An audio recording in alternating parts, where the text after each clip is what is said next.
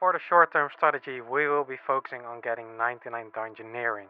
And it's absolutely crazy to call 99 Dungeoneering part of our short-term strategy. However, once we've gotten 99 Dungeoneering, it will absolutely be a game changer to our account. Hi, I'm Floormaster, and I'm locked to the Daemonheim. As you might be able to guess already, no trespassing sadly. My purpose is to complete all the achievements available to me. We're allowed to visit resource dungeons, elite dungeons and sinkholes. But now that you're caught up, it's the perfect time to get started. I've teased it in the last couple of episodes that this episode is going to be huge for this account. It's finally time to get our first 99 in the bag and explore a bit more of Gielinor, in Dungeon Edition of course.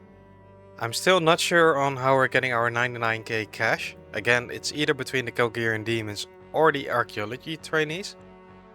But we'll see where we end up during this episode. Our first hurdle is obviously getting 99 Dungeoneering. I haven't really looked at the Dungeoneering classes just yet. There are 4 combat classes now with the addition of Necromancy, and we have the Skiller class. Each class provides you with a certain buff during a floor that you can upgrade in different tiers. But since I'm using magic, I think I'll just upgrade a couple of them for now, depending on the amount of tokens. Where the Blitzer one seems really interesting to me, as it increases my chance of hitting with magic weapons. And this one, the Blazer, is kinda cool as well, because it provides a chance to apply the combust effect on my target, which is the magic version of bleed. So let's upgrade this one as well. And yeah, might as well just upgrade Blaster too. It gives me a chance to slow down my opponent's attack speed. It doesn't seem that the token cost is too crazy. Well, actually, since it's an achievement to equip the ring with a fully upgraded roll, might as well just cap it out. I have plenty of tokens anyway to cover the cost. Oh, here's actually a game achievement. Dungeon Mage completed. Fully upgrade the magic rolls on your Ring of Kinship. I think I'll equip the ring later to claim my Daemonheim achievement. Let's take a look at the skiller one as well. We've got the Medic, the Gatherer and the Artisan. Medic doesn't really do anything for me in this series, because I cannot heal other players since I'm dungeoning solo anyway. Then we've got the Gatherer one, which is a worthwhile addition, I feel. Extra resources are a welcome addition. And the Artisan one isn't too bad either, as it allows me to save some resources while doing creation, pretty much. Creating gear or whatever. So might as well just cap this one out as well. And that's my upgrades done for the ring. So now then I have a couple of logs left over, so I figured I might as well just get some fletching experience, and this resulted into 50 fletching. That is 78 magic coming in along with 92 combat. In episode 9.2 I decided to go with the melee route, and this absolutely gave me a ton of attack levels, so here's level 10. And about 10 minutes later, level 20. Who would have guessed that one floor can provide so much experience? Level 30 attack. Definitely not bad. We managed to get 33 attack within this floor. In no way related in what we need to get, but level 5 archaeology. The doors are definitely adding up here. I hope you all are surviving this heat wave. It's insanely hot, at least in Europe from my experience. It's literally like this. But on the positive side, I look like my main account now. And this will mark 98 Dungeoneering done, which means that we only need one more level for 99 and to unlock the requirement to buy that skillcape that can bring us around Gielinor, at least within the resource dungeons obviously. 80 cooking. I was getting close to 99 dungeoning. I think I'll have a grind on my hands to get 50 thieving as well.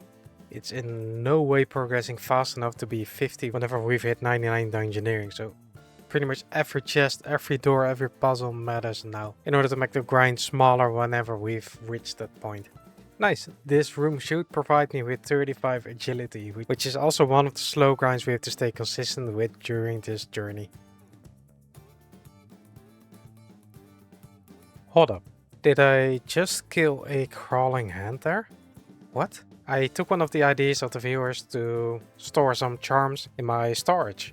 And it's pretty much for two reasons. One, the blue and crimson charms I can high alch to have an insane amount of money to get some real nice experience going. And also storing the gold and green charms per floor, which also means that I don't have to micro optimize during a floor and I can just buy a bunch of resources to mass create the summoning pouches. So this is one of the ways I'm using my storage now. Wait, I'm also damaging this slime. Does it have to do... Wait, it's the combust. I think it has to do with my magic class that I just got. That it has a chance to apply combust to a target, but apparently it's also the targets that have a Slayer level. In that case it would be huge. That means that I won't have any dead floors anymore. Wow, that's great. That is 67 divination done. I've truly trained my eyes now to catch chests on the map and in the rooms, and this is now 45 thieving. And featuring this short level segment 52 summoning. I'm pretty sure you can feel how much progress is being made with the frequency of the agility levels coming in right now. This is 36 agility done.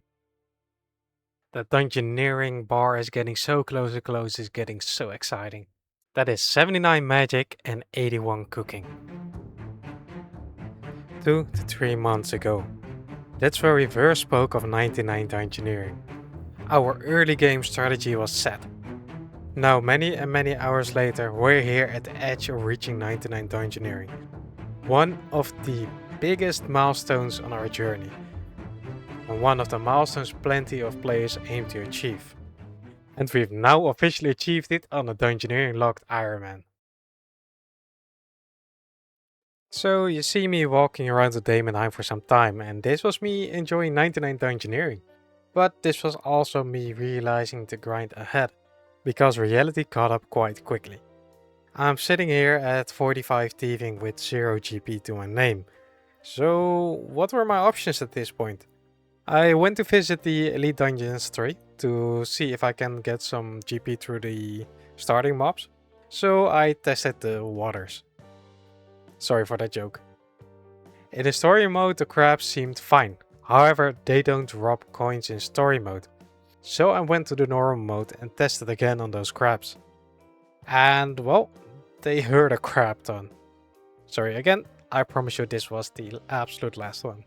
So before investing any time into anything, I wanted to see how badly the demons hurt. And trust me, they did. Even if I would have a graphite melee set, I won't be able to out DPS them. And magic is no option because I don't have any runes until I get into these resource dungeons. So there was only one choice left, thieving. So the thieving arc started. Chest after chest after chest. I decided to even start some small dungeons and get a bit of variety with medium floors and large floors, but I didn't do it on the regular way of dungeoneering. So I decided to discover rooms as fast as I could. And as soon as a dungeon starts to become slow, I abandon it, to try to maximize the thieving experience as much as possible. At this point I was averaging around 2 to 5k experience an hour, and I believe I've gotten quite beyond 99 Dungeoneering. It actually turns out that you get Dungeoneering experience when you abandon a floor with the X amount of progress. And trust me, the progress that you're seeing this episode absolutely doesn't represent the amount of time and hours that went into this. But here we are, 50 thieving and 102 dungeoneering. And we're ready to get on these archaeology trainees, so I suggest them to hide because their pockets aren't safe. And this is pretty much the perfect point to head to our recap screen. Just kidding, of course we're going to get this cape. But we have a couple of things to catch up on. While I was grinding on 50 thieving, we managed to get 2 achievements done. Jagex really makes it easy for me with these names, so I'm gonna try my best to pronounce it again. Gulegat to rest. Kill the warped Gulega, but avoid his 1 life point attack in a solo dungeon. The other achievement that we managed to complete is the Kin Improvements achievement. Wear a ring of kinship with a fully upgraded role, example given tank or medic. And now you're seeing a short montage of me working towards 99k cash. And while getting 99k cash, we got a solid amount of thieving levels along the way as well. The other fun thing is that we're getting a bunch of archaeology materials and soil, which I'm probably never gonna be able to use, but it's fun to collect them in the bank, I suppose. And here it is. It is time to buy the Dungeoneering cape. Of course, the standard dialogue that you have to go through, pay a bunch of your money, and there it is, the Dungeoneering cape. Let's combine the hood to the cape. Let's equip it. And there it is. This is the new style of cape. I prefer the retro style of cape for this one, so let's change it as well. And there it is in all its glory, the old Dungeoneering cape with the red and black. It's beautiful. And now it is finally time to head to our recap screen. So, for the recap screen, we're taking a look at the achievement and floors first, as always. We've completed a total of 2 achievements in the hard and the elite achievement group. We've managed to complete 24 floors, which might sound wrong, but do keep in mind that I did abandon a bunch of floors during that thieving grind. And the floors that I completed were mostly large floors. So it just might not seem like a lot of progression, but we'll see in this next slide the skills. There's a bunch of progression in here. We're looking at 171 levels added to our total level, with a couple of noticeable ones to highlight. First of all, attack. We've gotten 26 levels in attack, and this will only go up and up more when we venture into the resource dungeons. Then we're taking a look at thieving, one of the bigger chapters in this episode. We've gotten 15 levels completed in here. And the archaeology trainees are not safe at all. We've still got plenty of levels to complete. And then, if you might remember correctly, there used to be a blue skill in here, which was runecrafting. Runecrafting was sitting at 53. And during the thieving grind we managed to get another level through the doors to make it 54, which allows me to make it green. And the final noticeable one from this list is Dungeoneering. We don't specifically need any more Dungeoneering levels, but it's bound to happen anyway. We still got some grinds in the Daemonheim left, which includes cooking and divination for example. There's still plenty of progress to be made here, so who knows, maybe we'll even reach 120 Dungeoneering. From now on, we're not only locked to the Daemonheim content anymore. In the next couple of episodes we'll be venturing into the resource dungeons and exploring what these have to offer. And even better, this point officially marks the end of the early game strategy. I would like to welcome you all to the end game. So if you want to stay up to date, be sure to subscribe to the channel so you don't miss any episodes.